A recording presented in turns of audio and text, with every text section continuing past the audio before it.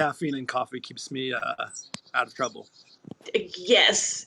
So here we are having our coffee. Good morning, Brandon. This is delightful to meet you. Um, I sent my daughter one time, I said, coffee till 3, wine till 9, and she made me a sippy cup. That's awesome. That's awesome. Oh, so here we are, viewers.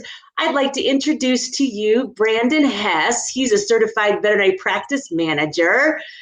And we know that team members struggle with creating that work-life blend and balance. And how do we do that? And that's precisely one of Brandon's topics. And then we're also going to be talking about team resiliency.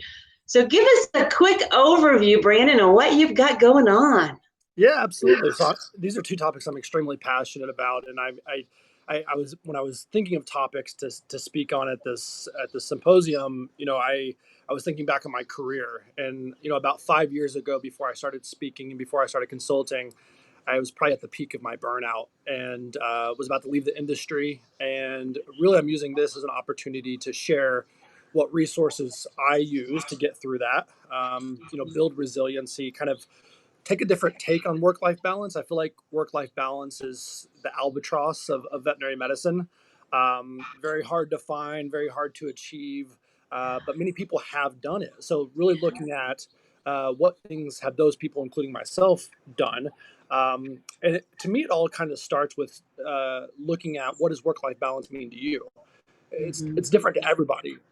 Me, I'm a bit of a workaholic. I enjoy work.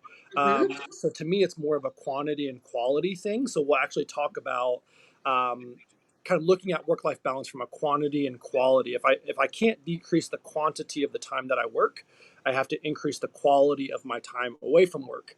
And I think that's where a lot of veterinary professionals get in trouble because they can't draw that delineation, they can't set boundaries. So that's really the premise of this whole keys to work-life balance is what are the common pitfalls. You need to take responsibility for your own work-life balance and see what boundaries you need to establish and what does that look like. But also find small ways to increase the quality of your time away from work. I remember at the peak of my burnout, on my days off, I just pop into work, right, and just see how things are going. And everybody that's watching this knows there's no such thing as popping into a clinic and seeing how things are going. You get sucked in, you want to help. So when it comes to the work-life balance thing, that's really kind of the whole premise of my talk.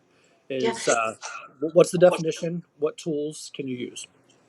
Well, and it's a trust thing too, right? You're trusting, and you hire people that can take it and run with it and problem solve when you're gone, and it's building that trust as well. Absolutely.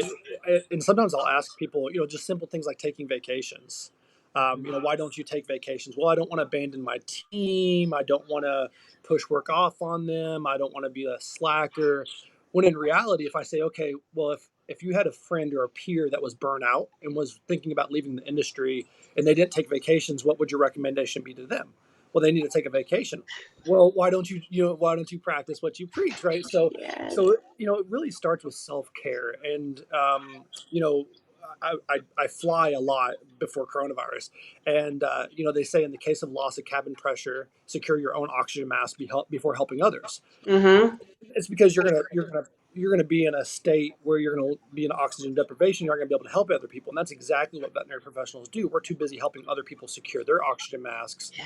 and we're not taking care of ourselves enough. So that's really what I dig into. Yeah, awesome. Great stuff.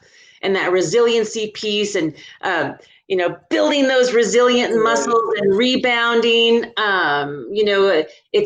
We're all at that point right now where we are being pushed into that resilience. And how are we rebounding? So these are going to be awesome topics. I'm sure you're going to be giving great resources. If you could tell our viewers a word of advice in living well, what would that be? A word of advice in living well. Um, I'm really about owning my happiness. I have control over the things that I do, the decisions that I make. I really spend my time focusing on what I can control, not what I Mhm. can't control. And I actually wrote a blog about it called "The Art of Picking Your Battles," and it's really like Mm. you have a finite amount of mental energy every day, and if you spend it on things that you can't control, then you're not going to have the energy to spend it on things that you can control. So little things like, when I fly, my flight is canceled. Yeah, it stinks that my flight is canceled, but I can't fly the airplane, right? So Yeah, my mind goes to what now? I need to get a hotel. I need to reschedule my flight. So, it's really about dealing with the challenges, and that's part of resilience, right? Part of resilience is embracing the challenges and becoming stronger because of them, which is what Carol Hurst and I are co-presenting on. So I think that to summarize, I would say own your happiness. yeah, Kind of instead of pointing the finger at other people and telling them what they need to do different so that you can be happier, point the finger at yourself and say, what do I need to do different, right? To yes. be happier. Yeah, most definitely. Most definitely. Well, I think people are realizing too that you've been in this career for some time. Oh, another sip of coffee. Hold on. Great. All right. Cheers. Drink my coffee. Yeah, so my formal education was in psychology. I originally wanted to be a clinical psychologist, and that was so I graduated from college in 2007. And then I immediately went into veterinary medicine. I felt my dog got sick because I was a non-compliant owner. He actually got parvo. I didn't understand vaccines. I knew nothing about Mhm. veterinary medicine. So that was my introduction to veterinary medicine in 2007. So 13 years now. So um, Yeah.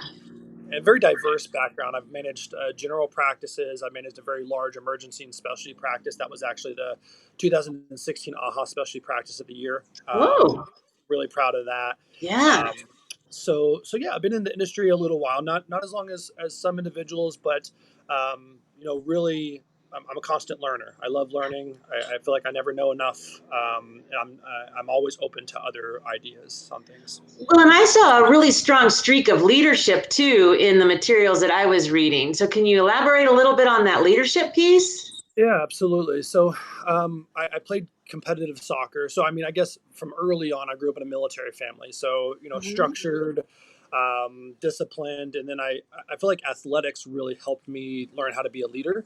Hmm. Because when you play a sport, you're constantly getting feedback from your coach on things that you need to do better. And I feel like that's one thing that a lot of veterinary professionals are not as good at than they could be, which is being open to constructive criticism. I don't have to agree with you, right? But I Yeah. feel like that's part of being a leader. Right. I have a lot of I played semi-professional soccer before getting into veterinary medicine, and every practice I've been in, I found myself just naturally finding a leadership role, and Hmm. now being a consultant and a speaker, speaking on leadership topics, but also I co-own a practice in Kentucky. Oh. Um, yeah, so as an owner of a 7 doctor practice, I have 2 partners. I'm a leader every day. I have to lead by Yeah. example. I have to. I think a big part of leadership is owning your mistakes and kind of being vulnerable. So that vulnerability Hmm. is really big too. Yeah. Yeah. Gosh, yeah, definitely. Good stuff all around. Well, and congratulations on owning a clinic. Good for you. Thank you. Thank you. Yeah, yeah. All right. Um, So I think that's pretty much all of my questions and things like that. It's just wonderful to have you on board. Thank It's you. wonderful the topics that you're going to be giving. I'm going to grab this article, this blog, and I'll put it on some of our sites and Please. populate that as well. The art of picking your battles. Yeah, Right. Right. definitely. Sweet. So let's remind everybody that to see what to be with us and play with us Right. in the Absolutely. symposium in Yeah. our Facebook page and all that, please go to www.vetteamslivingwell.com for registration. The early bird registration is going to be ending pretty soon, so I hope people pop onto that. And Brandon, it's delightful to meet you. Thank Very, you. very nice to meet you, and thank you for putting this together. I think I'm really excited about the diverse speakers that you've got and the content and the resources. So I hope everybody checks it out, and I think this is something that's really needed, especially right now with what's going Yeah. on.